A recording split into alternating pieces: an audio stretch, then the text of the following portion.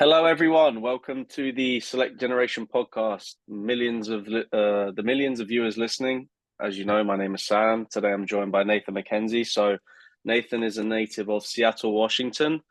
So he's played in various different positions, various different countries, various different continents. So, looking forward to talking to him today, getting to know a bit about Nathan, his journey, his soccer life. So yeah, Nathan, that's a little bit of an intro for you, but I'll let you introduce yourself properly, and just let the viewers know a little bit about you.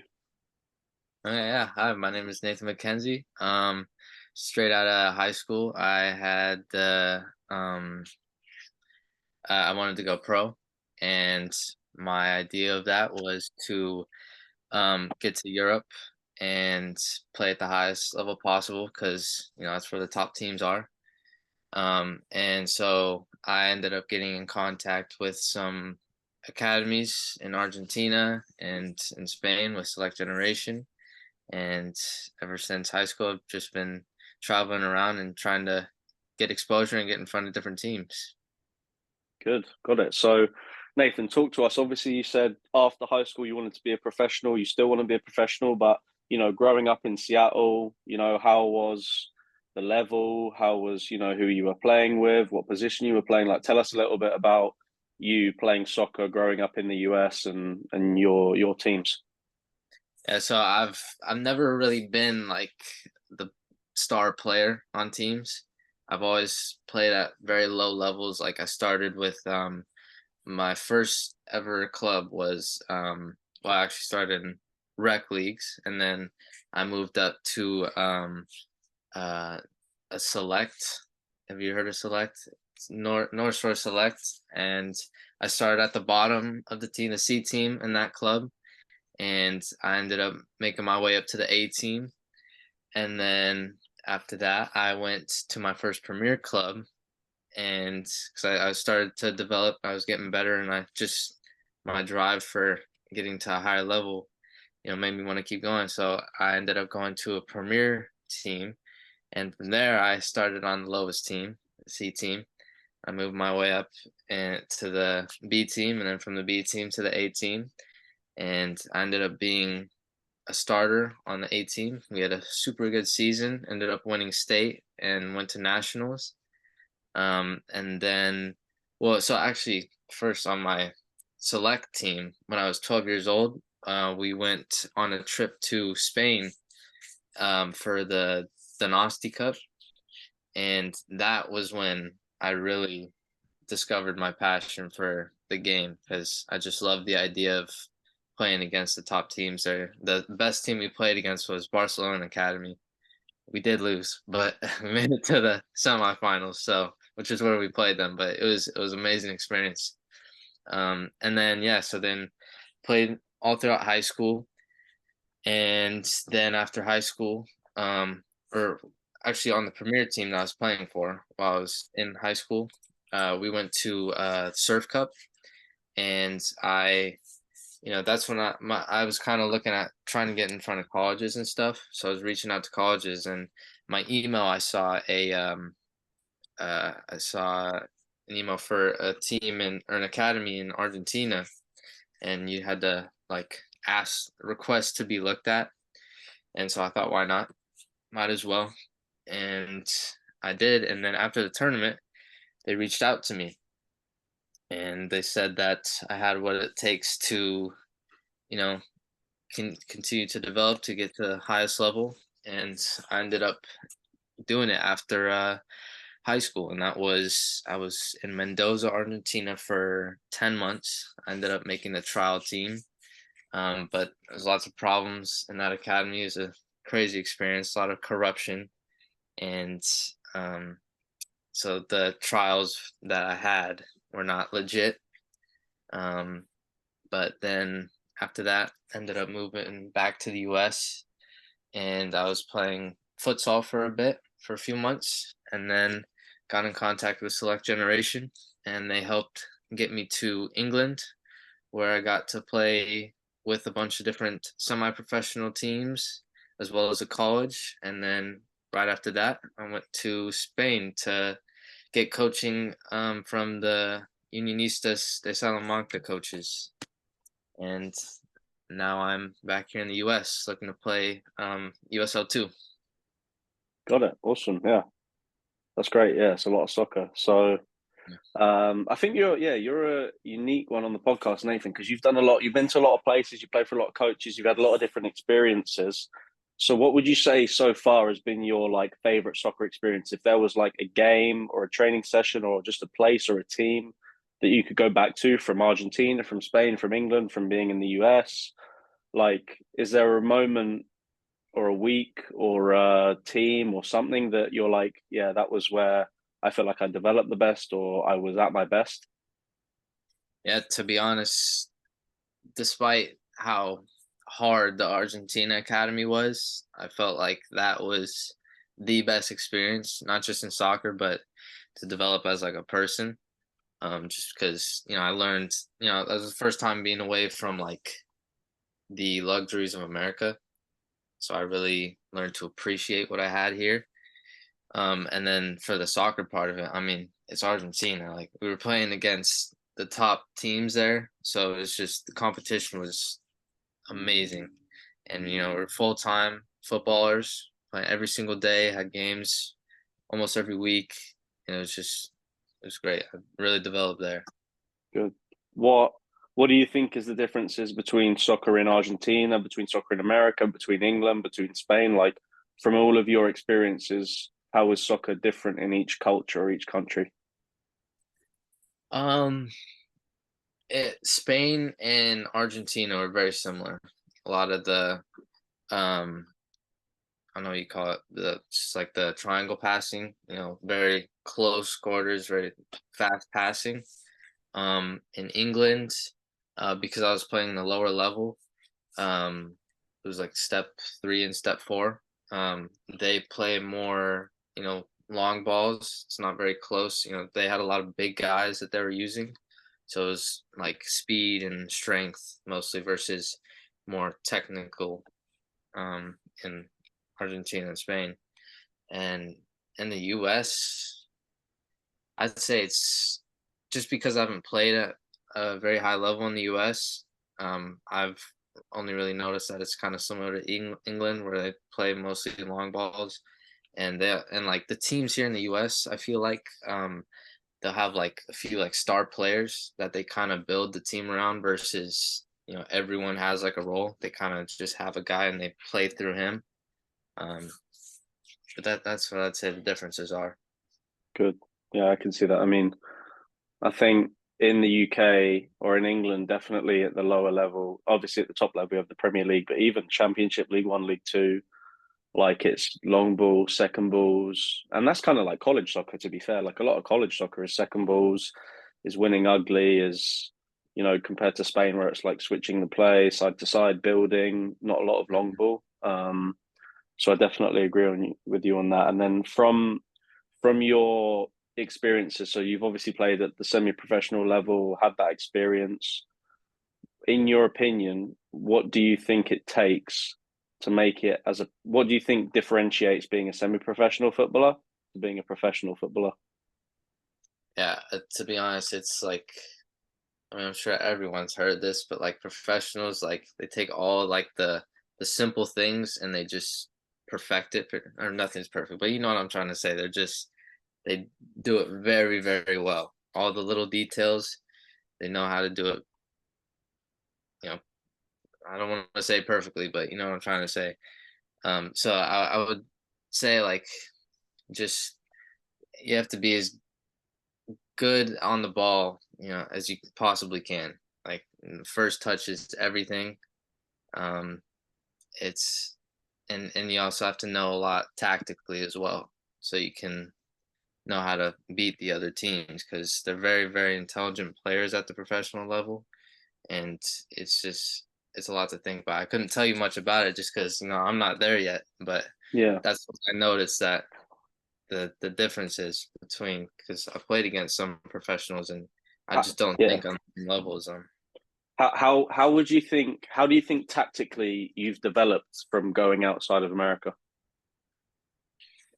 Mm, Just, I mean, as like a six, I've learned how to kind of I have a good understanding of what each position is kind of supposed to do. So I just, when receiving the ball, I have an idea of where I want to go. I've learned to think like two steps ahead, versus just reacting. Um, so it's helped me be more composed, um, and just be able to work with the team more versus kind of try to be that person who just tries to take everybody on and dribble everybody. I've learned to use my teammates better. Good. And then in terms of tactical coaching, like I know in Spain there was a lot of like third man defending the space, not the man.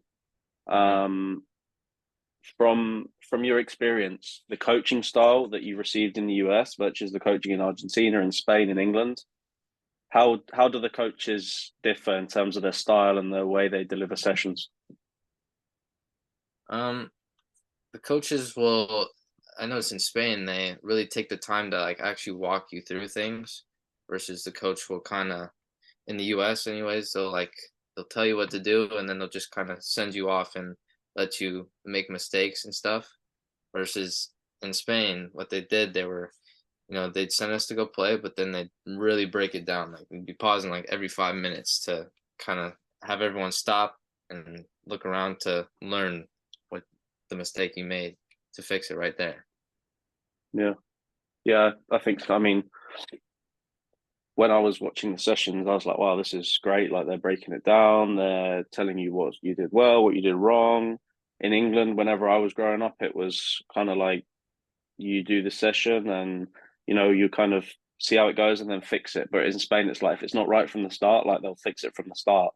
Yeah. Whereas in the US, it's kind of like you do the session and then after the session you fix it. Okay, next week we'll improve this. So yeah, it's interesting to hear you say that.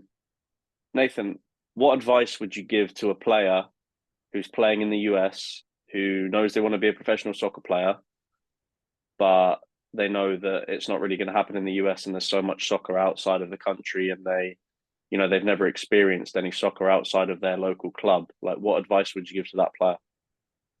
I mean, the only advice you could really give them is to just go out and try, right? Because you're not gonna, if you feel like you need to take that step to like Europe or South America, you're not gonna, you actually have to go and put yourself in it to actually get that development. So just don't be afraid to take that big step and leave the country and get out of your comfort zone. Yeah. And then, for example, for a player that is, let's say, a player that's going to Spain or that's going to England or that's going to Argentina and they're a week before their trial or they're a week before their 10-month season or they're a week before their soccer camp, what advice would you give to that player that knows they're going to that location and needs to prepare mentally, physically, off the field, on the field? What advice would you give to that player? Oh, I would just, it's gonna be hard. I'd say the biggest challenge is the mental side of it. Um, you just have to stay like as positive as possible. Because if you look at everything from like, you're there to learn. Don't go into it thinking like you're the best player and you know what you're doing. You want to go there ready to take information in and learn from somebody else's style of play, and that'll really help you grow there and become a different player in a good way. Is there any advice you wish you'd have known before you went to Argentina in terms of, not in terms of, how the corruption you said or the kind of back end, but in terms of the actual soccer and like playing and performing, is there any advice you wish you'd known before you went abroad to play football? Um, I mean, everybody always hears this, but just play as fast as possible. It's just because, like I was saying earlier, they play as a team versus like a that one star player that just takes everybody on. Like you need to be prepared to use your teammates and play as fast as possible and learn how to build it up the field to, make good plays. Um, that's You just have to be a lot more selfless, I guess. You think you've learned to be a lot more selfless since leaving the US and going abroad? 100%. Yeah, because I used to play winger before, and I was one of those kids that just like watches Neymar, Messi highlights, see them dribbling everybody down the line, and that's what I thought. I thought that's what it took to get better. Is just be the best dribbler and stuff. But they trained that out of me when I got to Argentina. I switched positions and I just learned how to move the ball around, and I actually like it a lot more because that's how it's supposed to be played, and you'll really enjoy it if you get it down. Yeah, no, I totally agree with you on that. I mean, yeah, I used to play with a lot of wingers, and it's so. I mean, even now I play with some wingers who just go, go, go every time they don't recycle the ball. Oscar Hmm. from 1839, if you're watching this, that's for you. Um, but yeah, I think that's some good advice to be selfless. I mean, soccer again, it's like more of it's a team sport. You can definitely see in the US, it's like, okay, he's our guy that's going to, I don't know, UCLA, or he's going to Stanford. Like, give him the ball every time, rather than like, okay, we're going to win because we've got a really good back four, we got a good winger, we play a good formation. So I definitely see that. What about what about you in terms of like if you could be a professional footballer in any country, what professional footballer would you want to be in? Oh, sorry, let me rephrase that. If you could be a professional footballer in any country, what country would you pick? Um, Probably. I think honestly Spain probably. Why? I love the play style. Like I was saying, I just love how they play so fast. I just love to watch it. It's so pretty to watch when they do it right. And I would love to be. I just think it's so hard to learn it because you have to be. There's so much to think about, and I haven't figured out how to. If I'm thinking too much about what's going on, then if I actually receive the ball, I'm like panicking because my mind is just it's just too much. I just get distracted. But I feel like if I can figure out how to stay composed and play that fast, like the professionals, then there'd be nothing better to play like that.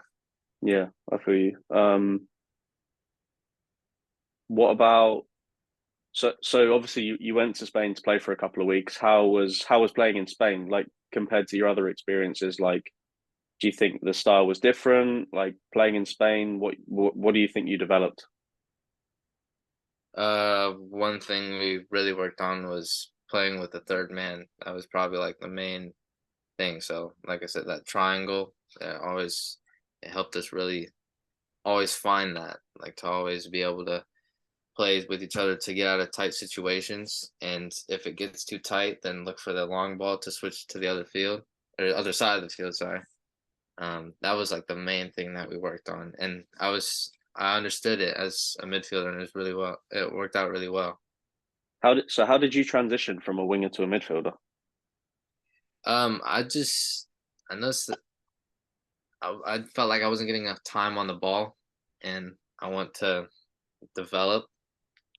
So I was just center midfielders like I arguably they get the ball the most, and so I just wanted more time on the ball, so I figured I'd move to the middle and get more action pretty much.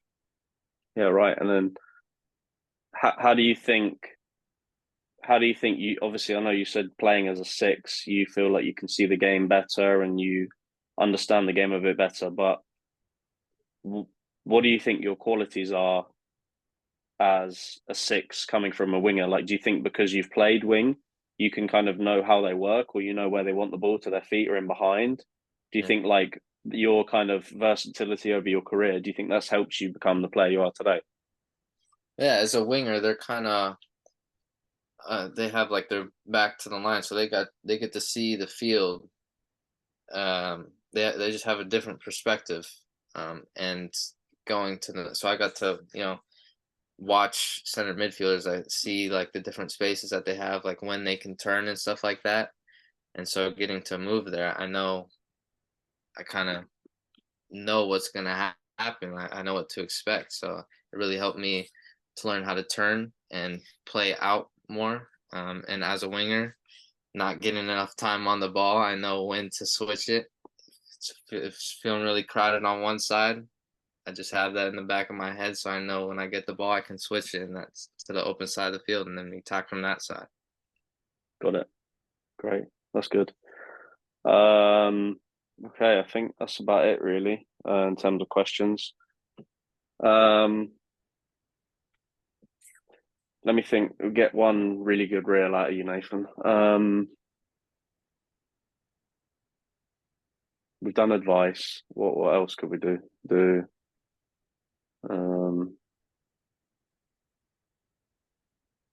What do you think? All right, I've got a question for you. So, if you could be a professional footballer, to get to be a professional footballer, I know you were talking about, okay, you need to do the basic things, you need to, take care of small details. If you were on your path to go from being a youth soccer player in the US to being a professional soccer player in Europe, what are the 3 key things specifically you think you would need to expert or master? First touch, positioning, and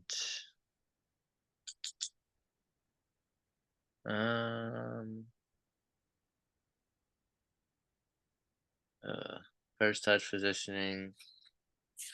I don't know. Does thinking like 2 steps ahead count? Yeah, tactical. Knowing what you're gonna do before you receive the ball. There we go. Yeah, I couldn't agree with that. I think I would say if you to go to the next level, definitely thinking before the ball, knowing what you're going to do with it. I'd say athletically taking care of yourself. Obviously, I know that's not really too specific, but taking care of what you eat, while you sleep, water, blah blah blah. And then the third thing would be keeping the basic things, doing the basic things consistently. Even if it's a 5-yard pass, don't give the ball away. If it's a 10-yard pass, don't give the ball away. If it's a header, making sure you hit first contact. If it's a second ball, making sure you're first to the second ball. I think those would be good. Okay, good, Nathan. Last question. Bit of fun to end the podcast. What is a fun fact about you that not a lot of people know? Well, usually it's nobody knows how much I've traveled, but I just explained that. Fun fact about me. I used to play a lot of instruments when I was younger. Yeah, a lot. Yeah, I used to play the drums, piano, violin, clarinet. Oh, that is a lot. Did I say guitar? No, that's a lot. Guitar, yeah. Do you play any of them at the moment? No, not anymore. Soccer's taking up all the Yeah, time. soccer, man. Okay. Good stuff. All right, Nathan. Perfect. Well, appreciate your time, obviously, and yeah, we'll be in touch. Cheers for Sounds coming on the good. pod, mate. Of course. Have a good one.